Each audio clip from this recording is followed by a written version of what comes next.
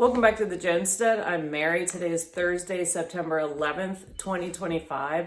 And today I wanted to talk about the report that was put out on Tuesday, September 9th by the U.S. Bureau of Labor Statistics. And it was their preliminary benchmark revision. And the revision shows hiring was overstated by 911,000 jobs, the biggest revision in history. And this reflects employment data from April of 2024 to March of 2025. So I think a lot of us, this isn't a big surprise to us. However, while we could see it and kind of sense it, the numbers that were coming at us from the government and from the media were painting a very different picture. And also Zero Hedge reported on this specifically based on this data. And it said 2 million jobs from the last 3 years of the Biden administration have now been revised away. This despite the biggest debt issuance spree on record. So here, these are the Biden job revisions right there. And again, the source, that was Zero Hedge. And Michael Snyder also published a report, and he published this on September 9th also. And it was an article in Economic Collapse, which is his blog, called Super Fake. Fake numbers from fake bureaucrats cause people to believe in fake economic prosperity that never existed. So we have a scenario where they're saying it was either there was complete incompetence going on or it was complete another deception. I tend to think it was much more leaning towards a great deception. So portraying information that was false to the American people and being parroted out through the media, which is a terrible disservice to the citizens of the United States. And what happens is you have an unsuspecting public that places trust in their government and trust in their news organizations to do their homework and make sure that the information they're putting out isn't wrong, isn't factual. And when you have a bureaucracy, you have the government putting out numbers, people are over the years believe them, then how are you to counter that until you have somebody come in and really look at the data carefully and make those revisions that aren't being made in order to make somebody look good or somebody to look bad.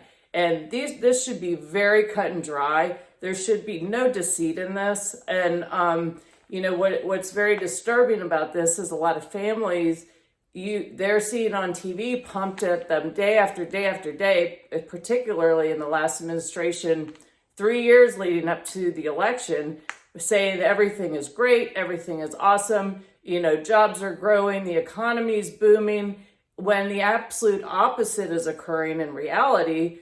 But because they're trying to just work and raise their families, and they assume that these important issues are being handled properly, even though we kind of have seen a track record that that's not the case over the years. But for whatever reason, you have people that aren't awake and aren't paying attention. They get lambasted when something bad happens. So if they think they have great job security, and that's what the president's telling them, and that's what the press secretary is telling them, and they think, well, I don't need to worry about it, until they do. And if they have done nothing to prepare, putting money aside, maybe not spending as much money on whatever it is, whatever the extras are, to set aside to make sure that you're living below your means.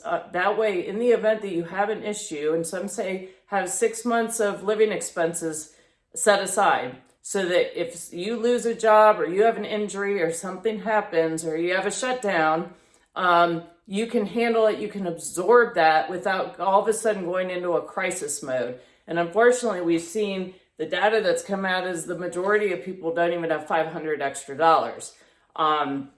And then yet again, we have this great disparity and we're losing a middle class. So either people have money or they look like they have money, or they really don't have any money. And so I think this is really, really shameful that this occurred. And it's such a disservice to the citizens. But you know what? People need to really wake up and start taking control and paying attention to what's going on around them. And so talking about, jobs are growing and this and that. Well, we're seeing the latest, the increase in layoffs in 2025. And here's a list of some of the companies: Starbucks, Blue Origin, Chevron, Estee Lauder, JP Morgan Chase, Kohl's, which I think they're going out of business, Meta Platforms, Southwest Airlines, and CNN. And then in August, in the United States, there were 12,000 manufacturing jobs that were lost. So again, I think it's extremely important for people to be paying attention. And this article I came across also I thought was important to share. You have financial CEOs are weighing in on the state of the economy. And some have been saying since they came out with the numbers, particularly, sorry, I'm finding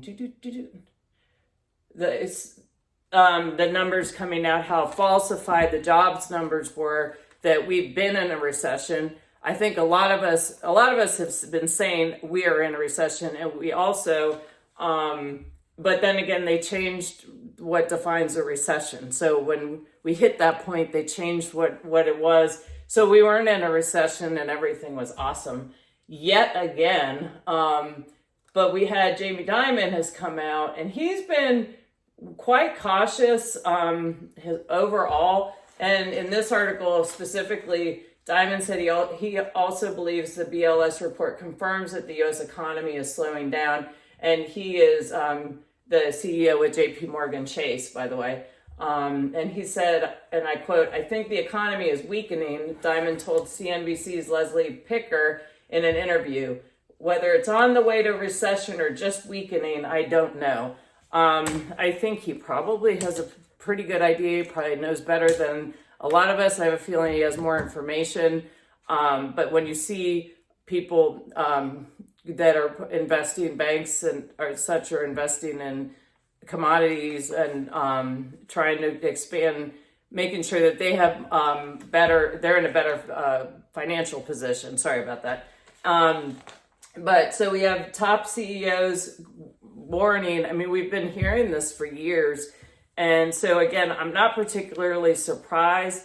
I am actually kind of surprised that it's being exposed and being admitted to. And I think that that's a good thing, because I also think this administration that we're in right now, is tending to paint a really rosy picture, and we're not in that rosy picture right now. And reality, a lot of the American people are having a really tough time. Insurance costs have gone up, costs of living. And in fact, speaking of which, the Consumer Price Index summary, they just had their release today. That came out today, August 2025, for the consumers. And that report showing that we have that continues a 2.9% inflation rate since last August. And again, I think that's higher. I mean, a can of Pringles, as an example, used to be $1 all day long. And I think they're $2 or $2.20 a can now. And I don't eat Pringles, but I used to a long time ago, so I kind of remember. And back when the Dollar Tree was actually just $1, everything was $1, they were $1. And the cans hadn't shrunk to this size yet. So we're still seeing inflation continuing, and we're seeing a slowdown with the jobs. And so the reason that I keep talking about this is I want people to be prepared and take off your rose-colored glasses and make sure that you're prepared and that you can handle any adversity with your family and not be blindsided like a lot of people were in 2008. And, our country really needs people to be self-sufficient and to be able to stand up for themselves and to be prepared. And we're seeing a lot of issues in our country. We're seeing a lot of global conflicts going on. And of course, we're seeing here in our own country, there's so many conflicts. Of course, yesterday we saw the tragic assassination of Charlie Kirk. And I seen articles, people talking about, they've crossed over this is a whole new, they've crossed over where we can't go back, and we're so shocked. Honestly, I wasn't shocked, unfortunately, because the political rhetoric has been so high, and the level of constantly talking about violence and beating on people. And this has been ratcheting up. I remember since 2007, and it really started, and it's been really bubbling up over the last, I would say, 8 years, where we had the Summer of Love and we had the riots, and then it's just been there are a lot of personal attacks and violent attacks, and it's political. And certainly there have been very vocal attacks and threats against people standing up for the Constitution of the United States, because our country is under attack, quite frankly. So I'm very sad about what happened to Charlie Kirk. It's very tragic. I pray for his family and his friends that are suffering his loss. But we need to realize that we need to stand up for our country, and we cannot let these events destroy the fabric of our country. And the best we can to stay peaceful and stand together, and also hold people accountable, which hasn't been happening. So law and order. So hope you found this all helpful, and I thank you all for watching, and I look forward to talking to you again soon.